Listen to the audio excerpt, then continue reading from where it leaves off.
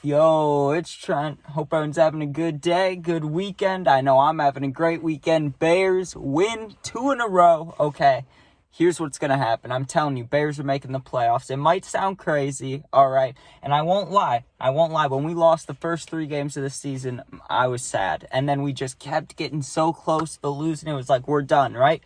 But let me tell you something. Beginning of the year, people are saying Jets are going to make the Super Bowl. I get Rodgers get hurt. They just got to 5-8. We just got to 5-8. We're going to be the ones that make the Super Bowl, and here's how. Let's get to some details, right? First of all, defense is absolutely amazing. Fields and DJ Moore. Offense, that's all you need. They're going to take it all the way. The running backs are only getting healthier. They're all just coming off of injuries, and they still ran pretty well. So they're going to take off. The offense, as long as the line can stay healthy, the line they have right now, Bears are unstoppable. The remaining opponents, they just beat the Lions, the best of their remaining opponents, right? Next, we got the Browns. Now, if they're playing Flacco or Thompson, I believe in them either way because Flacco's not mobile. We'll be able to get to him, right? And their defense is playing so good, we'll get picks against him. And if it's the rookie, we'll get picks against him. We're used to a mobile quarterback, our defense is. Having to go against Fields all week, we'll be fine, right? Then you think, okay, after the Browns, who's next, right? You got the Cardinals, or the Falcons. The Falcons or Cardinals, one of them two, right? If you're playing the Cardinals, that's a pretty much guarantee win. You don't even have to think about that. They're in the same boat as the Panthers. We beat the Panthers. Not worried about that, right? Especially after we beat the Lions. Next, if it's the Cardinals first, you got the Falcons. Now, Robinson, I'm worried about. Bijan Robinson, they stop him, though, we're fine. And the Packers. Biggest revenge game of the year after getting absolutely spanked week 1, right? Pretty much a Cinderella story if they made it all the way to the end.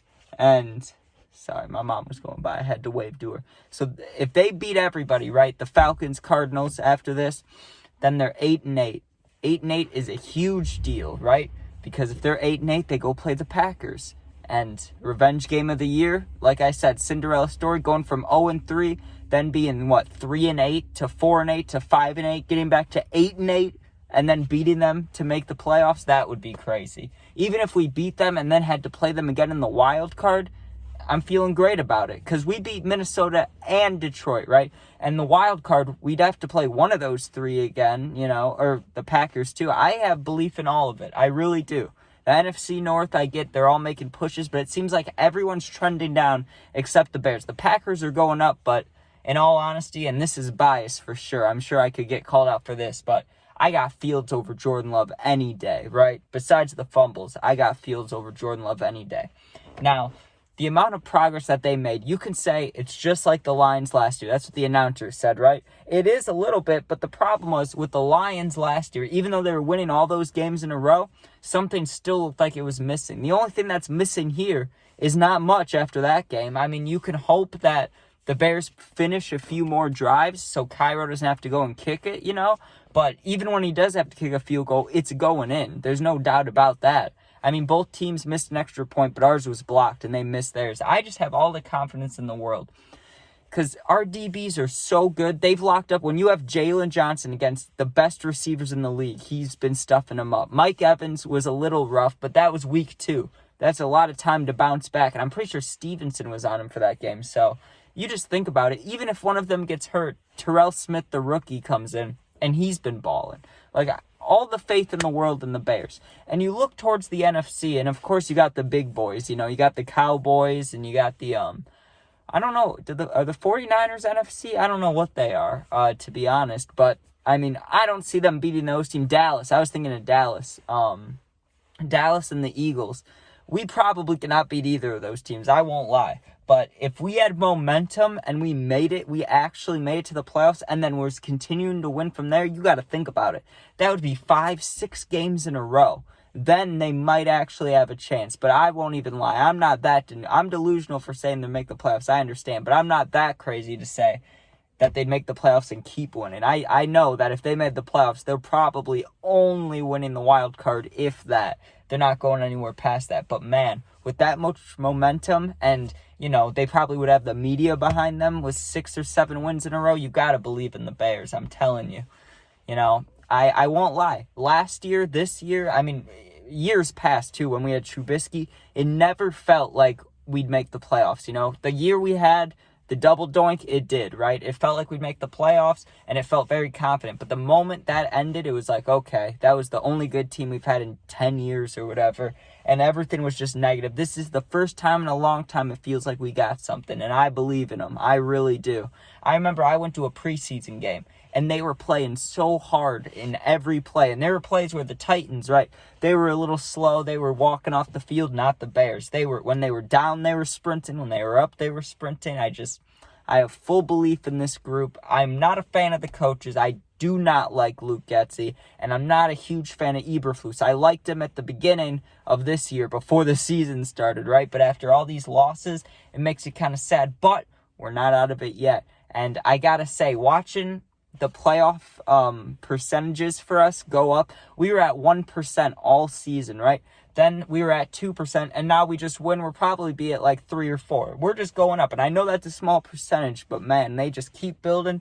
They just keep going, and there is no doubt that Fields is the starting quarterback, all right? You could say what you want about his fumbles, and I know. I've witnessed every single game of his career. I know. He fumbles pretty much every game, right? But he needs a little more help. I mean, he got the help that's needed to win games, but now we need that help that, like the 49ers, you know? We need to start stacking players, good players, and keeping them for a long time and just get it going. But the Bears also locked down the number 1 pick of the draft. So that creates a little tension between Fields and and Caleb Williams, right? But here's what I have to say about that. And if you're a Bears fan, I hope that you're on this side of the argument. We do not want Caleb Williams, all right? We've been through it. We got a new quarterback. We all saw them draft Fields. We traded up for him, and it was the most beautiful moment for Bears fan in a long, long, long time. Since what? Since the opening kickoff return for Hester in the Super Bowl. Fields getting drafted is a huge moment for us. Took a little time. That first season, they didn't even want him to start at all, right? But then he has to start a little bit, gets the hang of it, scoring twice, 3 times. Then they bring in new coaches. Those last 2 seasons were rough, but he still balled out, breaking records, running. Now we see the team being put together. Now that the defense is playing and we stopped calling screens, I only saw 1 screen this game. If they keep doing that, Fields is going to get to a Hurts level real quick, all right? Real quick. And, you know, let's just talk about it. Caleb Williams, even this year, his team, I mean, altogether, they're what, 7-5 or 7? They're either 8-5 or 7-6. I didn't see if they won yesterday, right? But he's not the guy you want, okay? I'm not listening to the media. I know everyone has their own side of the story, so I'm trying not to be convinced by that. I'm trying not to use it in my arguing points, right? But you see him driving around being flashy. I mean, he deserves it with the money and the wins and being the number 1 recruit. I'm not saying he doesn't, but Fields never does any of that. He just posts his dog, his sponsors, and he goes out there and he wins. And he's one of the toughest guys I've ever seen. Every hit he takes looks like a concussion. Every time he gets slammed to the ground, every time his head gets just smashed, every time he slides and they hit him late and there's no flag, he just gets back up. He might grimace. They might show him on the sideline looking like he's dying. You'll see him being like, oh, you know? But he goes out there and he wins the game every time. Okay, not every time. That's a lie. He does not win the game every time. But he goes out there and he's been winning recently, all right? So Fields is on the up. This is the 3rd year transition they were talking about, but it's just happening a little later. As long as you have faith and as long as the Bears keep this together, if they play how they played today, the rest of the season, they will be in the playoffs. And that's what I have to say about that. So go Bears. Thank you for watching. And there won't be a story time today because I'm pumped up, all right? But the Bears will make the playoffs. All those points were enough said. You know, watch it over if you don't believe me because that is what's happening. Bears to the playoffs. Peace out.